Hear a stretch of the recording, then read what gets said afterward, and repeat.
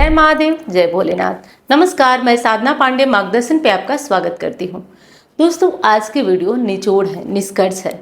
जो लोग ज़्यादातर परेशान रहते हैं, कमेंट में भी आप लोग देखते होंगे कि जब मैं कोई उपाय बताती हूँ उसके नीचे ढेरों सारी परेशानियाँ रहती है कि दीदी मेरी ये परेशानी चल रही है, मेरी वो परेशानी चल रही है। हालांकि मैं भोलेनाथ से प्रार्थना भी करती हूँ आपके लिए, जब किसी बड़े मंदिर जाती हूँ, कहीं जाती हूँ, कि हे बाबा, जो लोग मुझ पे भरोसा करते हैं उनका भरोसा आप रखिए, उनकी लाज आप रखिए। और बाबा सुनते भी हैं, ज़रूर सुनते हैं, बहुतों के दुख दूर होता है। तो उसमें बहुत सारे ये प्रश्न होते हैं कि मेरी ये परेशानी है। तो आज की वीडियो परेशानी के ऊपर नहीं है, आज की वीडियो परेशानी से निकलने के ऊपर है। आज मैं 11 ऐसे काम आपको बताने जा रही हूँ जिससे कि आप लोग, जितने लोग कमेंट में ये कहते हैं कि मेरी परेशानी ये है वो है और दूर नहीं हो रही है, उनको इससे आराम होगा। और हाँ, जैसा कि आप जानते हैं कि कोई ये चीज़ जादू नहीं है, ये तुरंत असर नहीं करेगी। साल 6 महीने अपने जीवन में इसको अपने जीवन में ढाल के देखिए, 100% ये असर करती है। क्योंकि वैदिक है, शास्त्रीय है, कोई तंत्र प्रयोग नहीं है कि जो तुरंत ही आपके जीवन में चमत्कार कर दे। तुरंत से तंत्र में तुरंत से दिया जलता है और तुरंत बंद हो जाता है, वैसी स्थिति है। और सात्विक प्रयोग में धीरे धीरे असर करता है, लेकिन करता ज़रूर है। तो ये कार्य आप कर लीजिए। मैं इतना विश्वास दिलाती हूँ कि मन में संतोष आएगा, इच्छा शक्ति बढ़ेगी, मतलब धरती पे ही स्वर्ग सुख का अनुभव होगा। धरती पे स्वर्ग सुख का क्या होता है, कहा जाता है ना कि जब आवे संतोष धन सब धन धूरि समान। तो सही बात है, मन में संतोष आएगा, अपनी इच्छा शक्ति भरपूर जिएंगे आप, भरपूर जो आपकी इच्छा शक्ति होगी वो आपका काम करेगी। और जो आपको जो परेशानी होगी उसमें धैर्य आएगा। तो सब मिला जुला कर आपके जीवन के लिए बहुत ही एक सही दिशा मिलेगी अगर आप ये 11 कार्य करते हैं। तो इसमें से बहुत सारे कार्य मैं पहले भी आपको बता चुकी होंगी और बहुत सारे कार्य ऐसे होंगे जिनको आपने कभी नहीं सुना होगा। तो बस इस कार्य को, जो चीज़ मैं बार बार बताती हूँ ना, उसको समझिए कि वो बहुत ज़रूरी है, तो ही बार बार मैं उनका नाम लेती हूँ, नहीं तो बार बार लेने की कोई आवश्यकता ही नहीं पड़ती है। तो पहला कार्य कौन सा है जिसे आपको प्रतिदिन करना चाहिए अगर जीवन में कोई परेशानी चल रही है या निरंतर परेशानी चल रही है, कभी हमने सुख देखा ही नहीं, तो ऐसा कार्य कौन सा करें? तो देखिए, आपको करना ये है कि आप बढ़िया काला तिल ले लीजिए, बढ़िया काला तिल खरीद लीजिए, दानेदार बढ़िया काला तिल खरीद लीजिए और एक तांबे का लोटा ले लीजिए। तांबे का लोटा ले लीजिए और काला तिल ले लीजिए और तांबे के लोटे में अपने घर से जल भरिए और उसमें एक चुटकी काला तिल मिलाइए और जो आपके आसपास का शिवलिंग हो उस शिवलिंग पे ये जल चढ़ाना शुरू करिए। प्रतिदिन आप मंदिर जाइए और शिवलिंग पे काले तिल वाला जल चढ़ाइए। आप विश्वास नहीं करेंगे, साल 6 महीने में आप देख के देखिए कि आपके जीवन से, आपके घर से, आपके परिवार से कैसे दुख जाना शुरू होता है। तो पहला कार्य तो ये है, जो लोग परेशान हैं वो नियम से नोट करिए। आप पेंसिल ले लीजिए और या कलम ले लीजिए और इसको कॉपी पे नोट करिए और करके देखिए कि कैसे जीवन से दुख जाता है। 11 चीज़ें आज बताऊंगी मैं। तो पहला कार्य तो ये कर लीजिए। दूसरा कौन सा कार्य करेंगे? दूसरा कार्य ये है दोस्तों कि अगर जीवन में बहुत परेशानी चल रही है, कोई रास्ता आपको समझ ही नहीं आ रहा है, सूझ ही नहीं आ रहा है, तो आप एक मंत्र का जप करके देखिए, जिससे कि ग्रह दोष भी दूर होगा, कोई भी पीड़ा होगी वो दूर होगा। राम रामेति रामे रमे रामे मनोरमे सहस्त्र नाम तत्तुल्यम राम नाम वरानने।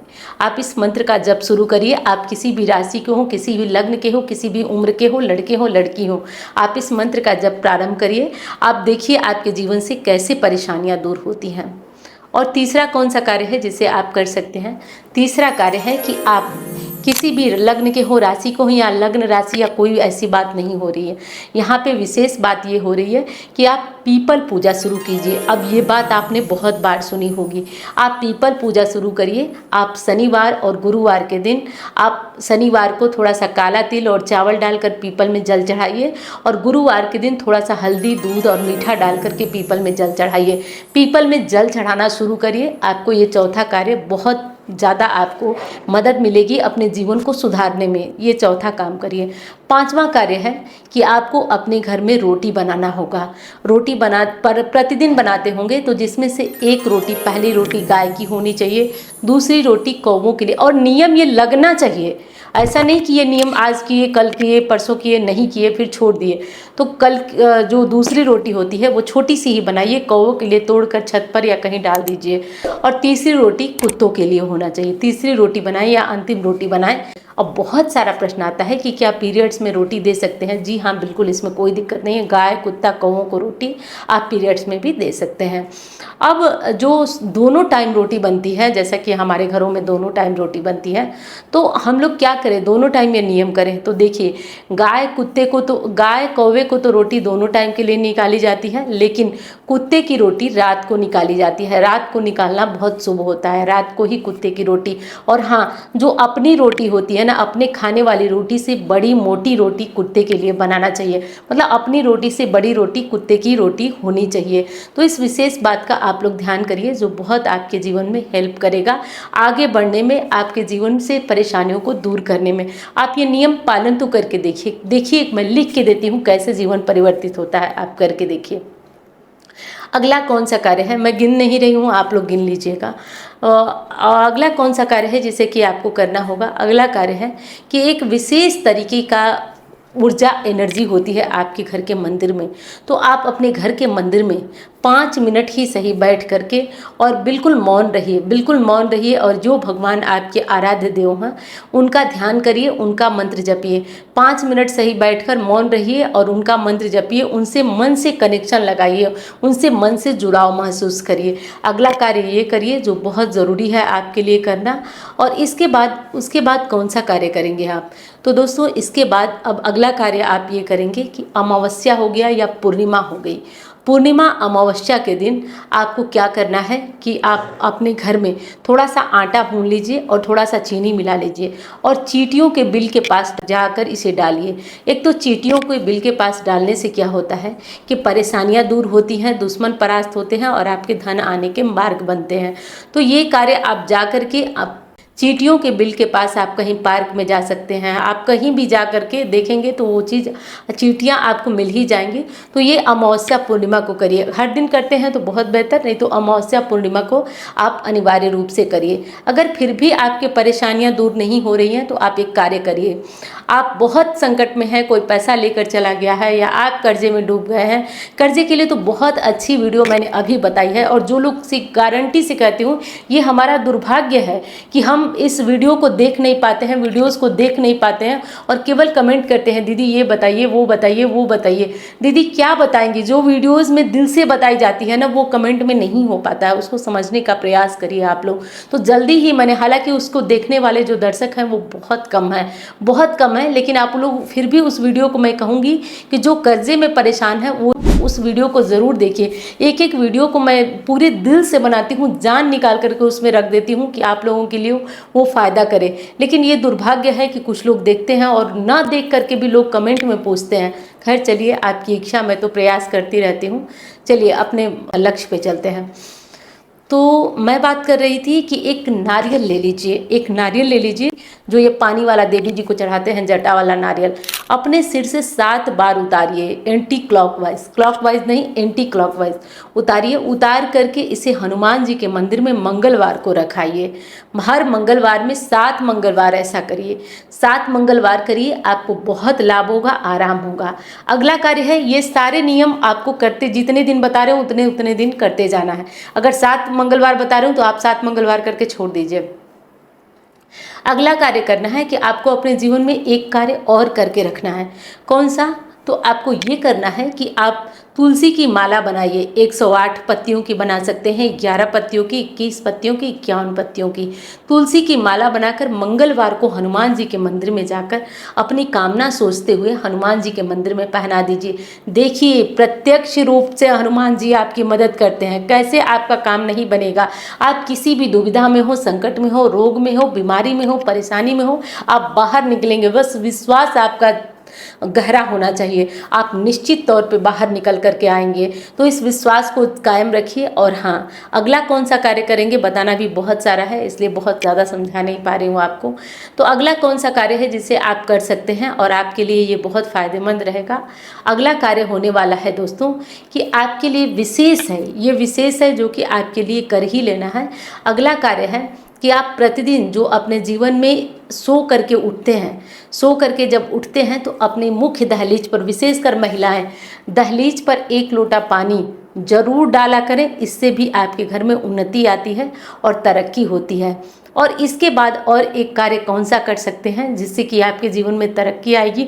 दहलीज पूजा। मैं चिल्ला चिल्ला करके यहाँ कहती हूँ कि आपको दहलीज पूजन अपने घर का करना चाहिए। अगर आप चाहते हैं कि घर में खुशियाँ आए, सुख आए, दुख भागे, गरीबी भागे, तो आपको अपने घर का दहलीज पूजन ज़रूर करना चाहिए। और मैं अक्सर हर वीडियो में बताती हूँ, तो विधि मत पूछिएगा, बस इतना समझ लीजिए कि आपको करना चाहिए। और आपको वीडियो पसंद आए तो लाइक कर दीजिएगा, मैं उसी से समझ जाऊँगी कि आपको वीडियो पसंद आ रही है।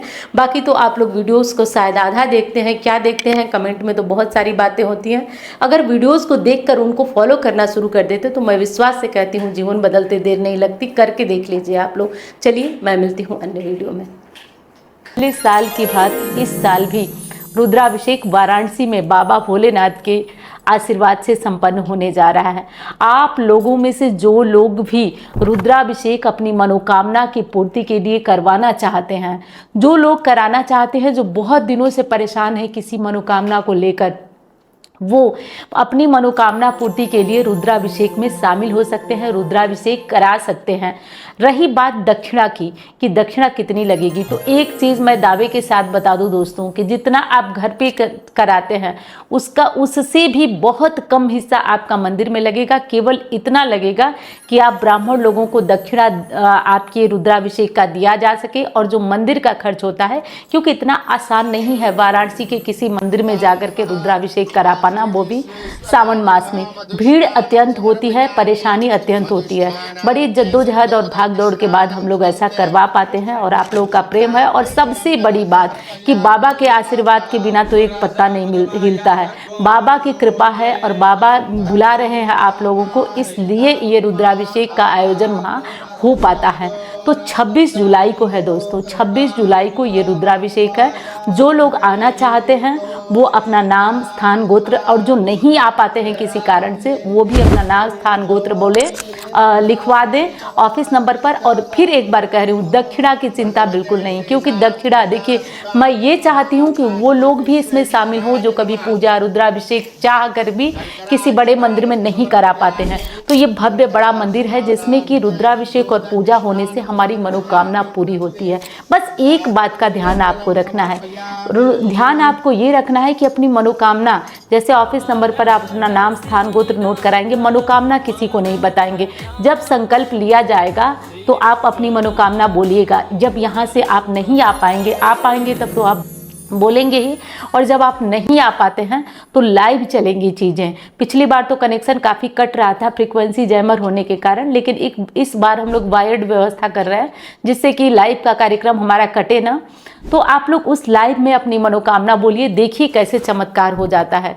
दोस्तों, जब भी जीवन में कोई अड़चन आती है, मैं पिछली बार भी आपको बताई थी और इस बार भी मुझे कोई संकोच नहीं है, बाबा का ही आशीर्वाद है। जब भी कोई समस्या आती है, कोई अड़चन आता है, क्योंकि मैं भी मानव हूँ, आती ही आती है, और मैं ये अचूक अमोघ उपाय से बाहर निकलती हूँ। तो जब मैं बाहर निकल सकती हूँ तो आपको क्यों ना बताऊं? ऐसा नहीं हो सकता है कि मैं आपको ना बताऊं। आप भी 26 जुलाई को रुद्राभिषेक में शामिल हो सकते हैं, और जो लोग नहीं आ पाते हैं उनके नाम भी लिए जाएंगे लाइव में, लाइव कार्यक्रम में। तो लाइव कार्यक्रम को छोड़ के मत जाइएगा, लाइव कार्यक्रम में आपके भी नाम लिए जाएंगे। हाँ, ऐसे होगा कि जिन लोगों की जैसे बुकिंग होगी, जैसे जिनका नाम होगा, मान लीजिए कि जिनकी बुकिंग पहले होगी उनका नाम, स्थान और गोत्र पहले बोला जाएगा, और जिनकी बाद में होगी उनका बाद में। तो थोड़ा पेशेंस रखिएगा, धैर्य रखिएगा। और जैसे आप लोग हर बार अपनी दीदी पे सोच है, मेरी बस यही चीज़ सोच रही हूँ मैं कि सभी का, जो लोग परेशान है उन सभी का रुद्राभिषेक इस सावन में बाबा के आशीर्वाद से भोलेनाथ के बड़े मंदिर में आयोजित हो जाए। तो 26 जुलाई को ये रुद्राभिषेक आयोजित होने जा रहा है। बस ध्यान रखना है कि आपकी जो मनोकामना हो, गुप्त मनोकामना हो, किसी से बताइएगा मत।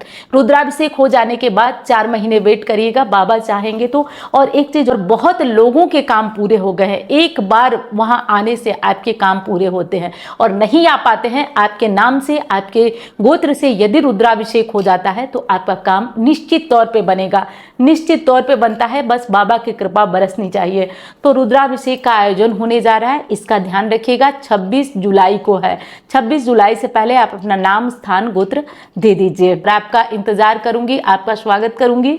तो वाराणसी में 26 जुलाई को हमारा रुद्राभिषेक आयोजित होने वाला है। और जो लोग नहीं आ पाते हैं वो परेशान ना हो, बिल्कुल परेशान ना हो। उनका नाम स्थान गोत्र बोला जाएगा, आप चाहे सुने ना सुने, लेकिन कोशिश करिएगा कि लाइव ज्वाइन करके उतने देर आप हाथ जोड़ करके सुनते जरूर रहिएगा।